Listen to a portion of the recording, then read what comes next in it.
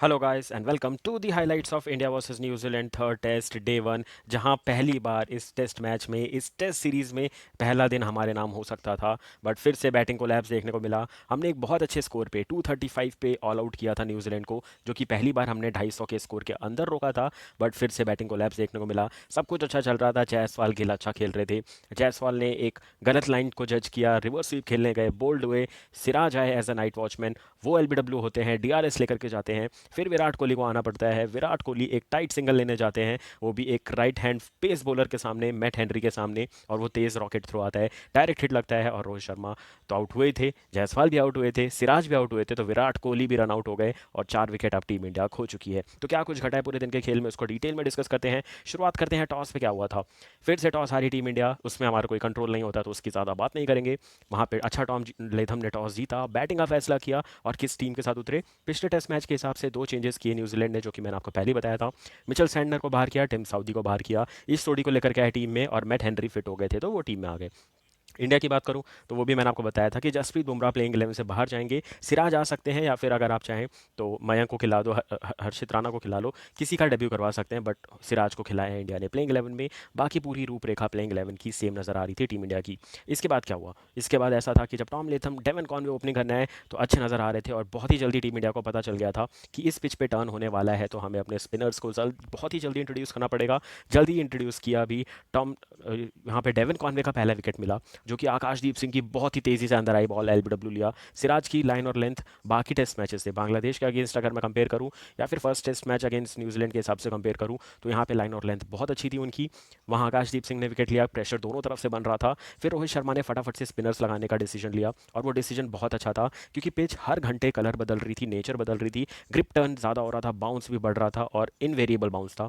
तो ये बहुत अच्छा जजमेंट था रोहित शर्मा का। एंड विराट कोहली लगातार उनसे डिस्कशन कर रहे थे क्या चेंजेस हो सकते हैं क्या नहीं। वॉशिंगटन सुंदर से बात हो रही थी कि क्या चेंजेस हो सकते हैं क्या नहीं। बॉलिंग ऑल इन ऑल बहुत अच्छा कर रही है हमारी टीम में। बट मैं बोल रहा हूँ, बिग पिक्चर देखो, लंबी सोच देखो। अगर हमारा ऐसी बैटिंग कोलैप्स होने लग गया, कोई भी विजिटिंग कंट्री होगी हमारे देश में आएगी, तो ये सोच लेगी कि हम एक दो विकेट फटाफट से लेंगे तो टीम इंडिया कोलैप्स हो सकती है। ज़्यादा दूर जाने की ज़रूरत नहीं है। बॉर्डर गावस्कर ट्रॉफी में भी अगर इंडिया का कहीं पगड़ा मजबूत रहा तो ऑस्ट्रेलिया ढीला नहीं छोड़ेगी। उन्हें पता है कि एक विकेट लिया या फिर 2 विकेट ले लिए तो टीम इंडिया बैकफुट पे तुरंत चली जाएगी। और बैटिंग कोलैप्स पिछले 3 से 4 महीने में तो बहुत ही ज़्यादा हुआ है इंडिया के टेस्ट क्रिकेट के करियर में। और वो भी चलो, बांग्लादेश की सीरीज़ में तो हमने उनको पछाड़ दिया, बट जब टॉप 4 टीमें आती है ना, अगर मैं बात करूँ ऑस्ट्रेलिया, इंडिया, फिर न्यूजीलैंड, साउथ अफ्रीका, ये 4 टीम्स हमेशा WTC के साइकिल में बनी रहती हैं। तो इनके सामने अगर आप ऐसा परफॉर्मेंस करते हैं तो ये मैं बोलता हूँ वायरल हो जाती है, बहुत जल्दी फैलती है ये न्यूज़ कि टीम इंडिया का बैटिंग ऑर्डर कोलैप्स होता है, मिस जजमेंट होता है, कम्युनिकेशन मिस्टेक्स होती है, फील्डिंग खराब होती है। ये छोटी छोटी जो न्यूज़ होती है ना, ये बहुत जल्दी फैलती है और टीम इनमें फिर काम करने लगती है। तो आप देखेंगे ऑस्ट्रेलिया भी ये सीरीज़ बहुत ध्यान से देख रहा होगा कि किस मोड ऑफ डिसमिसल से इंडिया के प्लेयर ज़्यादा आउट हो रहे हैं, और एक ऑप्शन वो भी रखेंगे वो कि जानबूझ के एक फील्डर को 2 कदम पीछे रखेंगे कि यहाँ से अगर कोई चीकी सिंगल लेने जाएगा तो हम उनको रन आउट कर देंगे। तो ये छोटी छोटी चीज़ें होती है जो कि इंटरनेशनल क्रिकेटर्स में बहुत रेयरली देखने को मिलती है, बट टीम इंडिया को उससे देखने को मिली है। पहले बात कर लेते हैं बॉलिंग की, क्योंकि वहाँ बहुत सारे पॉजिटिव थे। उसके बाद क्या हुआ? टॉम लेथम भी आउट हुए, डेवन कॉनवे भी आउट हुए, बट यहाँ पे तंग किया हमें विल यंग ने, जिनने पहला अर्धशतक लगाया इस पूरी सीरीज़ का। हर बार 40s में जा रहे थे, 30s में जा रहे थे, 107 चेस कर रहे थे तो नॉट आउट आ रहे थे। फाइनली इनने अपना एक अर्धशतक लगाया, और बहुत अच्छा, मतलब भले ऑपोजिशन से आते हैं बट बहुत ही क्लासिकल बल्लेबाजी की। और इसी के साथ एक बहुत बड़ा मोमेंट आया था, जहाँ डैरन मिचेल और विल यंग बल्लेबाजी कर रहे थे, और सिराज शॉर्ट लेग पे खड़े होके कुछ ना कुछ टॉन्टिंग कर रहे थे, कुछ कमेंट्स कर रहे थे, पंत से बहुत लंबी बातें कर रहे थे। तो डैरन मिचेल ने एक बार वार्न किया उनको कि पहले आप बात कंप्लीट कर लो, तब मैं रेडी होता हूँ बॉल खेलने के लिए। दूसरी बार भी ऐसा ही हुआ। तीसरी बार में उन्हें जाके अंपायर को बता दिया कि भाई ये डिस्टर्ब कर रहा है, मुझे फोकस नहीं करने दे रहा है। फिर बात होने लग गई, पंत और सरफराज एक साइड थे। फिर रोहित शर्मा को बुलाया, अंपायर ने बात की कि ये ऐसा ऐसा हो रहा है, पूरी कंडीशंस हुई। बट रोहित शर्मा अपनी बात पे अड़े हुए कि भाई हम भी किसी कंट्री में जाते हैं खेलने, तो हमें भी ऐसा ही किया जाता है फील्डिंग करते टाइम। जब पास में जब 4 फील्डर घेर के खड़े होते हैं, वो जानबूझ के कमेंट्स करते हैं कि आपका कॉन्सेंट्रेशन लैप हो और आपका विकेट गिरो, ये कुछ नई चीज़ नहीं है। बट अंपायर्स इतनी जल्दी डिसीजन ले रहे हैं, मुझे तो ये चीज़ समझ नहीं आ रही कौन सा हाथापाई लड़ाई हो रही है। ये एक जस्ट कम्युनिकेशन है। और अगर आप पूरी हाईलाइट्स देखेंगे तो सरफराज टाइम से शांत हो जाते थे और अपने स्टांस पे खड़े हो रहे थे। ऐसा तो था नहीं कि बॉल डलने के बाद आवाज़ आ रही है, तब तो सीधा नो बॉल हो जाती है। बट फिर भी बहुत ज़्यादा एक्सेजरेट किया गया इस बात को। बट वो फनी इंसिडेंट था। और कप्तान होने का सबसे बड़ा फ़ायदा, रोहित शर्मा ने अंपायर को बोला कि भाई ये चीज़ हम हमारे साथ भी हुई है, हम पहली बार कर नहीं रहे, ये हमारे साथ होती है इसलिए हमें भी करनी पड़ती है। बट अभी उसके बाद बहुत कुछ घटा है बताने को। डेरिल मिचेल बहुत अच्छी पारी खेल रहे, पूरे पानी से लथपथ, पूरे पसीने से लथपथ हो गए थे। पहला सेशन खत्म होने तक ऐसा था कि 2 विकेट ले चुके थे वॉशिंगटन सुंदर, 1 विकेट मिला था यहाँ पे आकाशदीप सिंह को, जहाँ तक मैच बहुत अच्छा चल रहा था। और वहाँ पे जडेजा को लेट इंट्रोड्यूस किया गया था, तो सवाल उठ रहे थे कि जडेजा को इतना लेट इंट्रोड्यूस क्यों किया गया इस टेस्ट मैच में। और उसके बाद जैसे ही लगता है टीम इंडिया के पास ये खबर पहुंच गई, टीम इंडिया लंच करके वापस आई, तो लगातार दूसरे छोर से गेंदबाजी करते हुए नजर आए रविंद्र जाडेजा, जहां 14 ओवर लगातार बॉलिंग की, 3 विकेट लेकर के गए। और एक टाइम पे 192 for the loss of 6 wicket हो चुकी थी वहां पे न्यूजीलैंड की टीम, और इंडिया की आशाएं बन चुकी थी कि हम इनको जल्दी ऑल आउट कर सकते हैं। बहुत ज़्यादा डिहाइड्रेशन हो रहा था, हर 4-5 ओवर के बाद ड्रिंक्स ब्रेक लेना पड़ रहा था, बहुत पसीने निकल रहे थे, और टीम इंडिया मस्ती करते हुए भी नजर आ रही थी। यहाँ पे रोहित विराट कोहली को आप देख सकते हैं, ऐसे थोड़ा हाथ का एंगल करके दिखा रहे हैं कि बैट स्विंग हो जा रहा है, कभी चीकी शॉट्स कोई खेल रहा है। टॉवल्स के साथ आपको न्यूजीलैंड के प्लेयर दिखेंगे, क्योंकि इनको डिहाइड्रेशन नेक्स्ट लेवल हो रहा था। क्योंकि जैसा कि आपने सुना भी होगा एक्सपर्ट से कि अगर आप मुंबई में खेल रहे हो, बैंगलोर में खेल रहे हो, चेन्नई में खेल रहे हो, आप और कहीं बंगाल साइड में भी खेल रहे हो, तो वहाँ बहुत ज़्यादा ह्यूमिडिटी रहती है, पसीना ज़्यादा निकलता है। तो आप जब उस स्टेट में पहुँचते हैं, तभी आप 8 से 10 लीटर पानी पहले ही पीने लगते हैं, ताकि आपकी बॉडी एब्जॉर्ब करके रखे उस पानी को। बट न्यूजीलैंड के प्लेयर्स ने शायद ये चीज़ नहीं की। अगर आप जिस दिन पहुँचेंगे, जिस दिन टेस्ट मैच खेलेंगे, उस दिन ज़्यादा पानी पियेंगे तो ज़्यादा फ़ायदा होगा नहीं, वो ड्रेन आउट ही हो जाएगा। तो ये आपको अपने बॉडी को आदत डालनी पड़ती है पहले से ही उतना पानी को इनटेक करने में, जिसमें पूरी तरीके से प्रॉब्लम में नजर आई यहाँ पे न्यूजीलैंड की टीम। मैं तो चाहता था पहला टेस्ट मैच इनको यहाँ खिलाना था, इनके पूरे पसीने छुड़वा देने थे, फिर बाद में होता पुणे टेस्ट या फिर बैंगलोर, तो मज़ा आता। इनको असली मज़ा यहाँ की गर्मी का ही देना था। इनको ठंडा मौसम मिल गया बैंगलोर के टेस्ट मैच में, थोड़ा अच्छा वेदर मिल गया पुणे में, अब इनको टफेस्ट कंडीशन मिली है। और इंडिया ने यहाँ पे एक और ट्रिक मिस की है कि इनको लंबे टाइम तक ग्राउंड पे रखना है फील्डिंग करने के लिए, ताकि ये डिहाइड्रेट हो और इनकी बल्लेबाजी पे भी इम्पैक्ट आए। बट अब मुझे लग रहा है इंडिया वहाँ भी फंसते हुए नजर आ सकती है। उसके बाद क्या हुआ, डेरेन मिचेल बहुत ब्रेक ले रहे थे, बट रविंद्र जाडेजा ने बोला अगर आपको ब्रेक लेना है तो आप आउट होकर बाहर चाहिए। 81 पे आउट किया उनने, 5 विकेट लिए, 14th 5 विकेट हॉल लिया उनने, और 316 हो चुके हैं टेस्ट मैच में, जहाँ पे इनने बहुत ही बड़े बड़े प्लेयरों को पीछे किया है।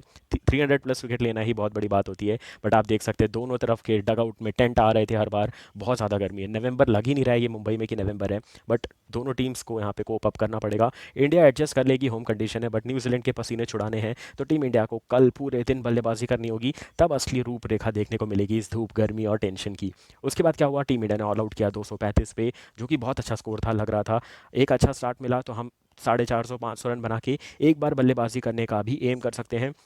रोहित शर्मा जो कि यहाँ के लोकल बॉय हैं, मुंबई का राजा हैं, उनने स्टार्ट अच्छा किया, पहला चौका बहुत अच्छा ड्राइव से मारा। उसके बाद अच्छे सेंसिबल शॉट्स खेल रहे थे, और थोड़ा उनके फुट मूवमेंट में भी चेंजेस देखने को मिले थे। जहाँ टिम साउदी से जब आउट हो रहे थे, तो फ्रंट फुट वहीं रोक दे रहे थे, और तब बॉल को खेलने जा रहे थे तो बॉडी खुल जा रही थी उनकी, तो उसको उन्हें ऑल्टरनेट करते हुए फ्रंट फुट पहले निकाल रहे थे आगे। But same ball I Matt Henry की थोड़ी एक्स्ट्रा बाउंस के साथ, उनका पैर अटका और बॉडी फिर से खुल गई, और सेकंड स्लिप में टॉम लेथम खड़े थे, उनको विकेट दे दिया 18 गेंदों पे 18 रन बना करके। उसके बाद बहुत ही प्रॉमिसिंग पार्टनरशिप हुई शुभमन गिल और यशस्वी जायसवाल की, दोनों बहुत प्रॉमिसिंग शॉट्स खेल रहे थे। और जैसा हमने देखा था, जैसे ही सेकंड टेस्ट मैच खत्म हुआ था, दोनों प्लेयर्स ने, पूरी टीम ने स्वीप शॉट्स की बहुत प्रैक्टिस की थी, दोनों ने अप्लाई भी किए, बहुत अच्छे स्वीप शॉट लगाए, खासकर शुभमन गिल ने, जो बहुत अच्छा स्वीप मार रहे थे और टाइमिंग के साथ मार रहे थे। एक प्लेयर को कभी लेफ्ट भगा रहे हैं, कभी राइट भगा रहे हैं, बट चौके के चौके मिल रहे थे लगातार। और उसके बाद क्या होता है, 50 रन की अच्छी पार्टनरशिप होती है दोनों के बीच। यशस्वी जायसवाल एक रिवर्स स्वीप खेलने जाते हैं, जैसा डेवन कॉनवे आउट हुए थे 91 में in the first test match Ashwin के सामने, वैसे ही रिवर्स स्वीप खेलते हैं और बोल्ड हो जाते हैं। उसके बाद लगता है कि ठीक है, एक ही विकेट गिरा है, कोई टेंशन की बात नहीं है। विराट कोहली डगआउट में खड़े दिख रहे थे, शायद वहीं कम्युनिकेट हो चुका था। गौतम गंभीर डिसाइड कर चुके थे कि नाइट वॉचमैन जाएगा, तो सिराज नीचे उतरे, सिराज आए बॉल खेलने, और वो तो प्लम थे, मतलब उनने बैट ही लेट लाए, पीछे वाले पैर पे उनको बॉल लगी, और उनने थोड़ी बहुत बात की गिल से और डीआरएस की मांग कर ली। एक बॉल खेली, 0 रन बनाया, और सबसे इंपॉर्टेंट चीज़, एक डीआरएस भी अपने साथ लेकर के गए, क्योंकि अंपायर्स कॉल भी होता तो भी क्या कर लेते, आउट तो आप रहने ही वाले थे, बट वो पूरी हिटिंग विकेट थी, पूरा डीआरएस खा के गए हैं सिराज, वो भी हमें ज़्यादा नुकसान नहीं किया, नुकसान किया उसके बाद जो हुआ।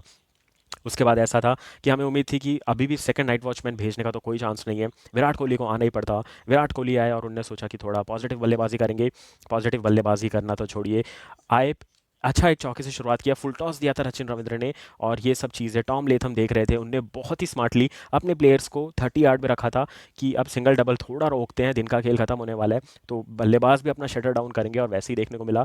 जायसवाल आउट हुए, सिराज आउट हुए, और उसके बाद जब विराट कोहली आए तो सबसे ज़्यादा अपने देशवासियों को जो चुभने वाली चीज़ है वो ये नीचे दिखने वाला रन आउट। बिल्कुल रन नहीं था। अगर मैं सीधी सीधी बात बोलूँ, अगर आप कहीं भी 30 यार्ड में टैप करते हो तो आप पहले देखते हो कि फील्डर के लेफ्ट गई है बॉल या राइट गई है। विराट कोहली ने जो शॉट खेला था फील्डर के आगे थी, और वो भी अगर 2 कदम लिए उसने तो वो फील्डर वहाँ पहुँच जाता है, और पहुँच गया तो भी ठीक है। अगर वहाँ पे मान लो कोई स्पिनर फील्डिंग कर रहा है, कोई थोड़ा लूज फील्डर है जिसने पूरे दिन थकी हुई बल्लेबाजी की है, तो आप तो भी रन का डिमांड कर सकते हो वहाँ पे। बट अगर आप देखो कुछ भी फेवर में नहीं था, फील्डर से 2 कदम आगे की ओर बॉल थी, और हम एज अ फील्डर हमेशा स्टार्ट लेके आते हैं। उनने कलेक्ट की बॉल, और वो थे मैट हेनरी, जिनका कंधा बहुत स्ट्रॉन्ग है, फास्ट बॉलर है, राइट आर्म, हाथ पे आई बॉल, इतना एक्यूरेट थ्रो, डायरेक्ट हिट लगा, और विराट कोहली हो गए रन आउट 4 रन पे। और टीम इंडिया का जो दिन बहुत अच्छा जा रहा था टेस्ट मैच में, पूरी तरीके से तहस नहस हो गया, क्योंकि अब 86 पे for the loss of 4 wicket हो चुके हैं हम। 150 लगभग 149 रन हम अभी भी पीछे हैं, और इसको कवर अप करना बहुत ही ज़्यादा मुश्किल हो सकता है, क्योंकि अब आने वाले बल्लेबाज या फिर जो अभी बोल रहे हैं जो स्ट्राइक पे हैं, ऋषभ पंत हैं, शुभमन गिल हैं, ये दोनों पे बहुत ज़्यादा उम्मीदें हैं हमसे, खासकर शुभमन गिल से जो 31 पे खेल रहे हैं, तो उनसे प्रॉम्प्ट्स ज़्यादा करेंगे हम। बट पंत भी यहाँ पे थोड़ा सा अगर ओवर एग्रेसिव ना खेलें, बस अग्रेसिव खेलें, एक्स फैक्टर की तरह खेलें, तो हो सकता है ये 150 हम उतार भी देंगे बहुत जल्दी। बट उसके बाद जब हमें लीड चढ़ानी होगी, तब मोस्टली हमें चाहिए होंगे कि सरफराज, जडेजा, अश्विन बाकी हों।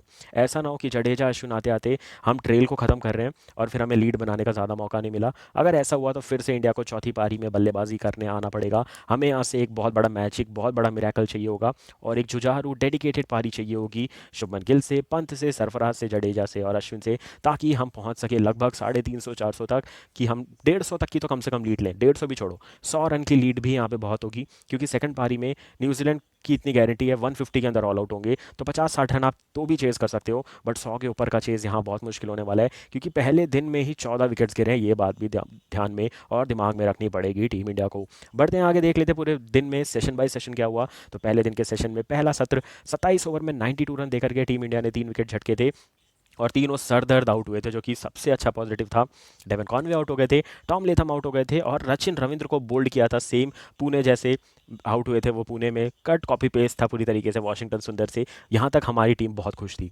सेकंड सेशन में 28 ओवर का गेम हुआ, 100 रन बने और टोटल 3 विकेट गिरे। तीनों के तीनों विकेट रविंद्र जाडेजा ने लिए। 192 इस टाइम तक बन चुके थे यहाँ पे न्यूजीलैंड के। और तीसरे सेशन में मात्र 10.4 ओवर की बैटिंग की न्यूजीलैंड ने, 43 रन बनाए, 4 विकेट गिरे और ऑल आउट हो गई न्यूजीलैंड की टीम। और उसमें से 5 विकेट का हॉल था जाडेजा का, 4 विकेट लेकर के गए वाशिंगटन सुंदर, और एक सफलता मिली थी वहाँ पे आकाशदीप सिंह को। यहाँ तक भी दिन हमारा अच्छा था, बट जो लास्ट का आप बोल दो 1 से 1.5 घंटा गुजरा, उसमें भी जो आखिरी का 15 मिनट गुजरा, वो अगर कोई बदल सकता था तो हमारा दिन बहुत अच्छा जा रहा था। बट लास्ट के 15-20 मिनट में हमने खराब गेम दिखाया, और पूरा मैच हमने अब वापस से न्यूजीलैंड की झोली में डाल दिया। 19 ओवर में 86 रन बने और 4 टॉप ऑर्डर बैट्समैन आउट हुए, जिसमें चलो 1 विकेट तो सिराज का है, बट फिर भी हमारा टॉप ऑर्डर फिर से कोलैप्स होता हुआ नजर आया, जहाँ पे 2 सबसे बड़े प्लेयर्स रोहित शर्मा, विराट कोहली अगर डगआउट जा चुके हैं, और जायसवाल जो कि टेस्ट में बहुत ही प्रॉमिसिंग नजर आ रहे हैं, तो मान के चलो हमारी जो रूट थी, जो हमारी बैकबोन थी, वो आउट हो चुकी है। बट हमें अभी भी होप है कि गिल अच्छा खेल सकते हैं। पहली पारी में उनका वैसे भी एवरेज कम रहता है, पंत अच्छी पारी खेल सकते हैं, बाकी हम जानते हैं जडेजा, अश्विन है ही हमारे पास, सरफराज भी हैं, तो देखना इंटरेस्टिंग होगा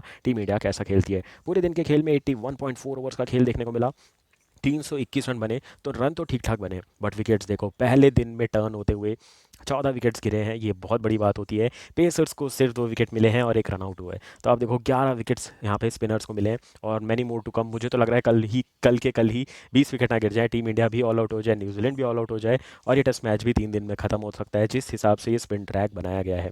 अभी बात कर लेंगे अगर स्कोर कार्ड क्या चल रहा है, तो हम जैसा पूरा रिकैप देख रहे हैं तो एक और बार देख लेते हैं। न्यूजीलैंड ने पहली बैटिंग करते हुए बनाया 235, जहां डैरिल मिचेल के 82, 71 विल यंग ने बनाए 28 बनाए, टॉम लेथम ने और ग्लेन फिलिप्स ने बनाए 17, जडेजा के 5 विकेट, वाशिंगटन के नाम पे 4 विकेट, आकाशदीप के नाम पे 1 विकेट, और रविचंद्रन अश्विन को कोई सफलता नहीं मिली थी। इससे बहुत सारी चीज़ें क्लियर होती हैं कि अब इंडिया बॉर्डर गावस्कर ट्रॉफी में जाएगा तो जाडेजा खेलेंगे या फिर वाशिंगटन सुंदर। अब सरप्राइज मत होइएगा कि अब अश्विन का सिलेक्शन ना हो, क्योंकि अगर उनको स्पिन ट्रैक पे विकेट नहीं मिल रहे तो बहुत ज़्यादा चांसेस हैं कि वो ऑस्ट्रेलिया में ना मिले उनको टेस्ट मैच खेलने का, क्योंकि वहाँ तो वैसे भी स्पिन नहीं होता। नेथन लैंड जैसा बॉलर चाहिए जो वहाँ से भी परचेज निकाल के विकेट ले, तो मुझे लग रहा है जाडेजा या फिर वाशिंगटन सुंदर ही खेलेंगे अब बॉर्डर गावस्कर ट्रॉफी के टेस्ट मैचेस। टीम इंडिया आई बैटिंग करने, गिल खेल रहे हैं 31 पे नॉट आउट, 30 पे आउट हुए यशस्वी जायसवाल, 18 पे आउट हुए रोहित शर्मा, 4 रन पे आउट हुए विराट कोहली। बॉलिंग में बात करूँ तो एजाज पटेल 4 विकेट 2 विकेट ले चुके हैं, मैट हेनरी के नाम पे एक विकेट है रोहित शर्मा का, और बाकी सारे बॉलर्स विकेटलेस रहे, और एक ही ओवर डालने के लिए बुलाया था सचिन रविंद्र को। अभी टीम इंडिया 149 रन से पीछे है, जो कि पहाड़ जैसा स्कोर लगेगा अगर 2 विकेट्स और इंडिया के जल्दी गिरे तो हम होप कर सकते हैं, टीम इंडिया प्लान कर सकती है कि इन रन्स को आराम से बनाओ, 3 से 4 ओवर लेके बनाओ, क्योंकि 5 दिन का टेस्ट मैच है। बाद में ऐसा होता है हमारे पास दिन ज़्यादा पड़ गए, हम ड्रॉ का भी नहीं सोच सकते, तो इंडिया स्लो भी खेल सकती है, बट प्रीफर करना चाहिए थोड़ा अटैकिंग खेलो, जैसे ग्लेन फिलिप्स की पिटाई की है। किसी भी प्लेयर को सेटल मत होने दो, खासकर पार्ट टाइमर्स को, और तेज़ खेलने का प्लान कर सकती है टीम इंडिया। गिल की सेंचुरी एक्सपेक्टेड है, पंत से एक 50+ का स्कोर एक्सपेक्टेड है, सरफराज से भी एक बहुत बड़ा शतक यहाँ पे हम मांग रहे हैं। क्यों? क्योंकि 2 मुंबई के प्लेयर जायसवाल और रोहित शर्मा आउट हो चुके हैं, तीसरा मुंबई का प्लेयर जो कि यहाँ पे बहुत क्रिकेट खेला है वो सरफराज है। गिल का भी यहाँ पर अगर एवरेज देखा जाए तो मुंबई में बहुत अच्छा है, था तो विराट का भी अच्छा, बट वो आउट हो चुके हैं। तो यहाँ पे अभी मुंबई के प्लेयरों से हमें बहुत ज़्यादा उम्मीद है। अगर ये बड़ी पारी खेलते हैं और 100-150 की लीड टीम इंडिया कल तक ले पाएगी, तो अब हम बोल सकते हैं कुछ हद तक टीम इंडिया ने रिकवरी की है, और हम WTC का फाइनल खेल सकते हैं। क्योंकि अगर ये टेस्ट मैच टीम इंडिया हारी, तो सीधी सीधी बात मान लो, हमें दूसरे पे डिपेंड होना पड़ेगा WTC का फाइनल खेलना, और जो कि नियर टू इम्पॉसिबल होने वाला है। तो कैसी लगी हाईलाइट्स, कमेंट सेक्शन में कमेंट करके ज़रूर बताइएगा। कोई अपडेट चाहिए, कुछ भी चाहिए, और कोई भी क्वेरी है, तो आप कमेंट सेक्शन में कमेंट करके पूछ सकते हैं। सो all the best for all the upcoming game guys. कल की भी हाईलाइट्स लाऊंगा, कल के भी सारे अपडेट्स लाऊंगा, और अपकमिंग सारे बायलैटरल सीरीज के डिटेल एनालिसिस आएंगे, और सारे स्पोर्ट्स रिलेटेड अपडेट मिलते रहेंगे। So all the best and take care.